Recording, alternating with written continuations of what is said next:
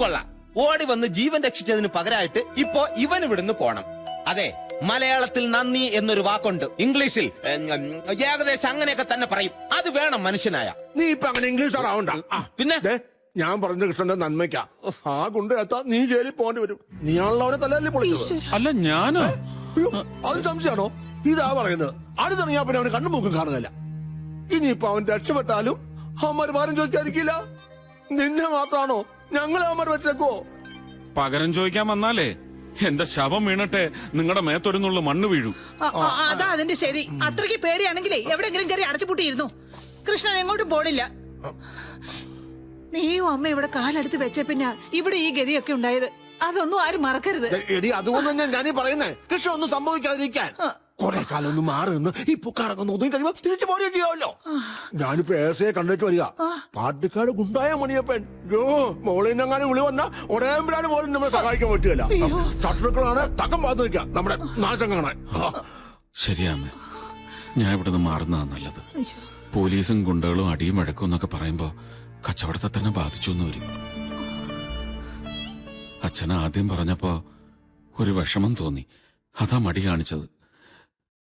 4-5 വയസ്സ് മുതൽ ഓടിക്കളിച്ചാണെന്ന വീടല്ലേ ഇത്. കരള് പറിച്ചു വേണം പോവാൻ. ഞാൻ പൊയ്ക്കോളാം അച്ഛ.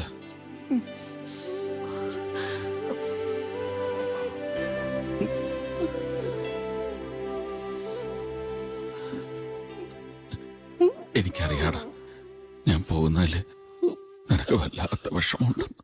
അതെ, നീ പോയി കഴിഞ്ഞാൽ ഇവിടുത്തെ ചാണകം മുഴുവൻ ഞാൻ ഒറ്റയ്ക്ക് ചുമക്കണല്ലോ എന്ന് ഓർക്കുമ്പോഴാണ് സത്യം.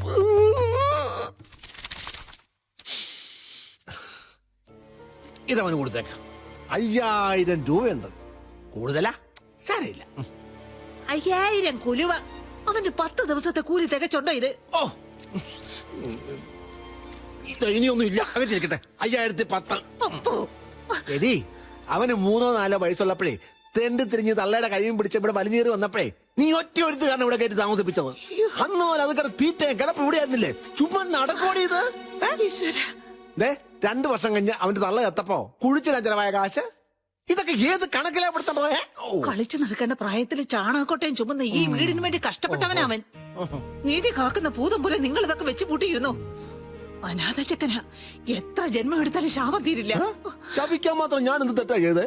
നക്കാപ്പിച്ച കണക്ക് പറയുന്നത് പോട്ടെ, സ്വന്തം തെറ്റ് ആ പാവത്തിന്റെ തല കെട്ടിവെച്ചിട്ടല്ലേ ഇവിടെ ഇറക്കിവിടാൻ നോക്കുന്നേ. പാത്ത് നിന്ന് കട്ടപ്പാര കൊണ്ട് അയാളുടെ തലക്കടിക്കുന്നത് ആരും കണ്ടില്ല എന്ന് കരുതരുത്. ഒരു കണക്കിന് നോക്കിയ നീ ചാണകക്കുഴിയിൽ നിന്ന് രക്ഷപ്പെട്ടു എന്ന് കരുതിയാ മതി. എന്തെങ്കിലും ഒരു വഴി ഉണ്ടായിരുന്നെങ്കിൽ നിന്നെ സഹായിക്കാൻ വേണ്ടിയിട്ടെങ്കിലും ഞാൻ ഇവിടുന്ന് ചാടി രക്ഷപ്പെട്ടേനെ. അത് പറഞ്ഞപ്പോഴാ ഓർത്തത്. ഇന്നാള് പത്രത്തിൽ കല്യാണ പരസ്യം തപ്പുന്നതിനിടയ്ക്ക് ഒരു പരസ്യം കണ്ടു. ധനികനായ ഒരു മധ്യവയസ്കന് സഹായി ആവശ്യമുണ്ടെന്നും പറഞ്ഞു. ചുമ്മാതൊരു കത്ത് ഞാനും അങ്ങ് അയച്ചു. വരുവാന്നേൽ നല്ലൊരു ജോലി ഒപ്പിച്ച് തരുമെന്നും ചോദിച്ചോണ്ട് ചെല്ലാൻ മറുപടി വരെയും ചെയ്തു. താണ്ട അയാളുടെ കത്ത ഒരു ഗണപതി അയ്യാർ. കൈയിരുന്നോട്ടെ, ആളെ കണ്ടുപിടിച്ച തോട്ടപ്പണിയെങ്കിലും കിട്ടിയെങ്കിലോ. നീ ഇങ്ങനെ നോക്കല്ലേ, എനിക്ക് പിന്നെ കരച്ചിൽ വരും.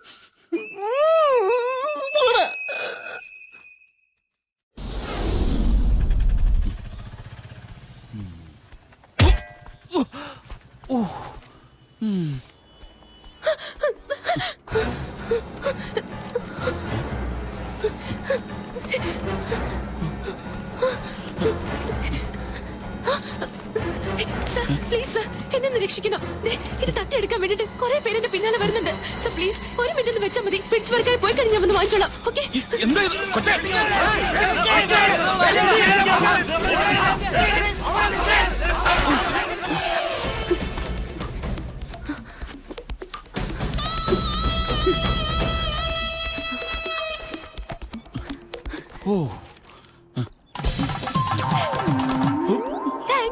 കൊച്ചേ, നീ? ഞാൻ തന്നെ സാറേ. ഇവിടെ ജീവിക്കണമെങ്കിലേ ഒരിത്തിരി വേഷം കെട്ടിലൊക്കെ വേണം. ഓട്ടോ പോട്ടെ.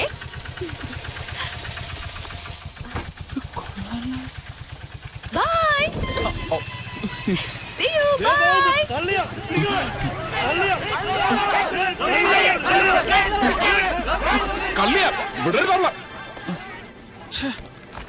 പറ്റിച്ചു കളഞ്ഞല്ല കള്ളി. നഗരമാ? സൂക്ഷിക്കണം.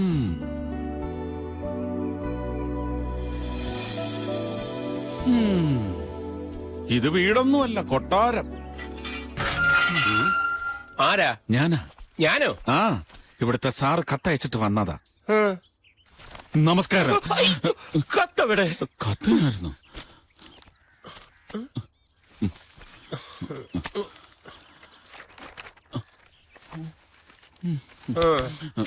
പോയോ?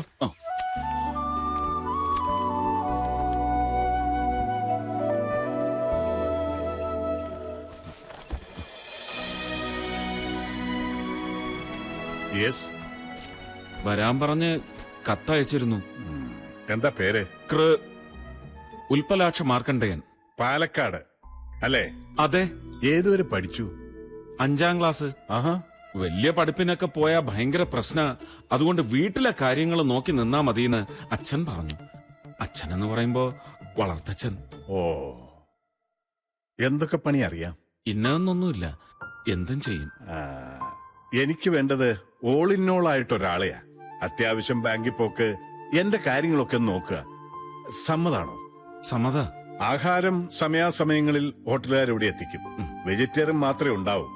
മത്സ്യമാംസാദികൾ ഇതിനകത്ത് കയറ്റാൻ പാടില്ല, അതെനിക്ക് നിർബന്ധമാണ്.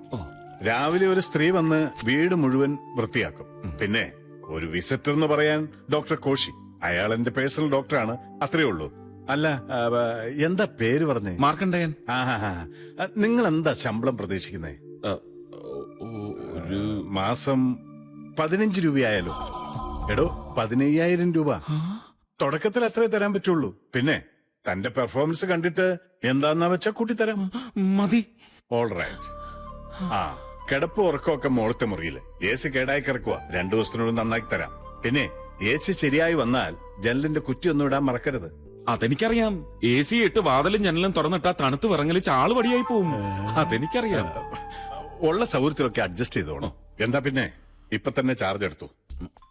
എടോ, ഇപ്പൊ തന്നെ പണി തുടങ്ങിക്കോളാൻ. ഉൽപ്പലാക്ഷ, ദേ ആ ഷെൽഫിന്ന് ആ പച്ച കുപ്പിയും 2 ഗ്ലാസും ഇങ്ങെടുത്തു. അത് തന്നെയാട്ടെ ആദ്യത്തെ പണി.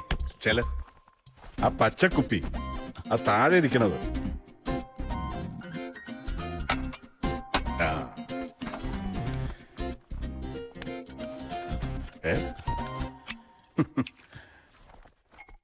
ഇരിക്കടോ.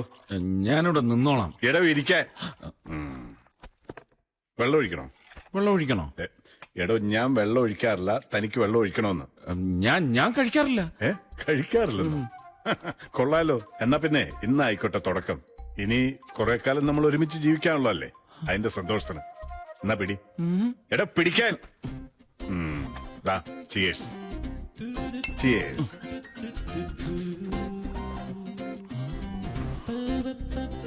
ഞാൻ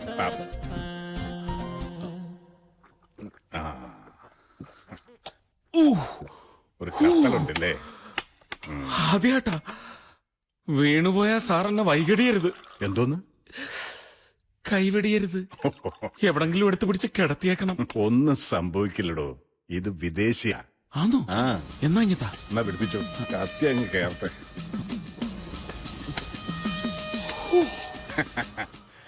ഇപ്പൊ എങ്ങനെയുണ്ട്? വിദേശി അടിപൊളിയാ. അതാണ് ഇവന്റെ ഒരു മെച്ചം. മൊത്തത്തിൽ ഒരു ഉന്മേഷ. ടെൻഷനെല്ലാം അങ്ങ് പോകും, മനസ്സിലുള്ളതെല്ലാം പുറത്തേക്ക് വരും. എന്താ, ശരിയല്ലേ? ഉള്ളത് മനസ്സിനുള്ളിൽ എന്തൊക്കെയോ പുറത്തേക്ക് വരുന്നത് പോലെ. അതിനി വാള് വെക്കാനാണോ? ഏയ്, തൊട്ട് വെക്കാൻ എന്തെങ്കിലും ഉണ്ടായിരുന്നെങ്കിൽ. ഉണ്ടല്ലോ. എന്തോന്ന്? എന്റെ കയ്യിലുണ്ട്. പൽപ്പൊടി. ഒരു പുകച്ചിൽ കിട്ടും. ലേശേ ഉള്ളു. സാർ തൊട്ടോ, ഞാൻ വേറെ വാങ്ങിച്ചോളാം. എനിക്കിതൊന്നും വേണ്ട. വേണ്ടെങ്കി വേണ്ട. സാറിന്റെ കപ്പാസിറ്റി എങ്ങനെ? ചെറിയ ഒരു ഫിറ്റ് ഉണ്ട് ഗണപതി സാറിന്. സാരമില്ല, ഞാൻ ഒരെണ്ണം കൂടി തരാം. അതുകൊണ്ടങ്ങ് കിണ്ടി ആക്കിക്കോണം. പിന്നെ ഒരു തുള്ളി ഞാൻ തരത്തില്ല. വലിച്ചു, ഒറ്റ വലിക്കങ്ങ് വലിച്ചു. എനിക്ക് അതിശയം, ഒറ്റയ്ക്ക് ഇത്രയും വലിയ ഭാർഗവി നിലയം പോലത്തെ കൊട്ടാരത്തിൽ പേടിയാവില്ലേ സാറിന്? എന്നാ ഇനി പേടിക്കണ്ട, ഞാനുണ്ട്. മാടനും വെറുതെ യക്ഷിയൊന്നും എന്നോട് കളിക്കത്തില്ല. എന്നോട് കളി.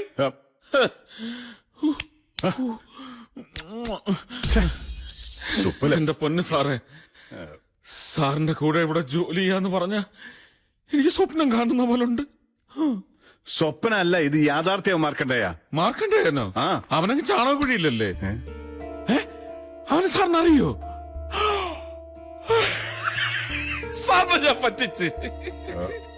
ഒരു സത്യം പറയട്ടെ, ഒരു കള്ളം ഞാൻ സാറിനോട് പറഞ്ഞിട്ടുണ്ട്. ഉൽപ്പലാക്ഷ മാർക്കണ്ടേയൻ ഞാനല്ല, സാറിന് ഞാൻ പറ്റിച്ചതാ. ഞാൻ കൃഷ്ണൻ, ഉണ്ണികൃഷ്ണൻ, മറ്റവന്റെ ചെങ്ങാതിയാ. അവനാ സാറിന് കത്തയച്ചത്. ഞാൻ ആൾമാറാട്ടം നടത്തി വന്നതാ. ലോകത്താദ്യമായിട്ടൊരാളെ പറ്റിച്ചത് ഞാൻ സാറിനെ. എന്ന് വെച്ച് സാറ് വിഷമിക്കണ്ട. സാറിന്റെ കാര്യം ഞാനേറ്റ്. സാറിന്റെ കാര്യം ഞാനേറ്റ്. ഒരെണ്ണം കൂടി ഒഴിക്കാനാണോ? എഴുതേക്കടാ. ഓ, കാല് കുഴയുന്നുണ്ടോന്നറിയാനാ. നോക്ക്, ശരിയല്ലേ? എടാ, ഇറങ്ങിപ്പോൻ.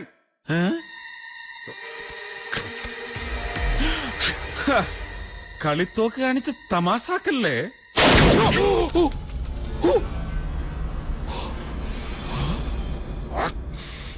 താൻ എന്തോന്നാണോ കരുതിയേ? കാലിന് സുഖമില്ലാത്ത ഒറ്റത്തടിയനായ എന്നെ കബളിപ്പിച്ചെന്റെ സ്വത്തെല്ലാം തട്ടിയെടുക്കാമെന്നോ? ഇടാ, നിന്നെ പോലെയുള്ള തെമ്മാടികളെയും ഫ്രോഡുകളെയും ഞാൻ ഒരുപാട് കണ്ടിട്ടുണ്ട്. 5 ചില്ലിക്കാശിനു വേണ്ടി കൊല ചെയ്യാൻ മടിക്കാത്ത മൃഗങ്ങൾ. അവർക്ക് വേണ്ടിയിട്ടാണ് ഞാൻ ഇത് കരുതിയിരിക്കുന്നത്. Now you get lost. എടാ, ഇറങ്ങി പോകാം. ഔട്ട്.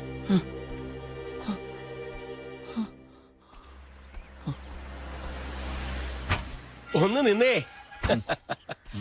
137ാമത്തെ ആളാ താൻ. ഔട്ട്.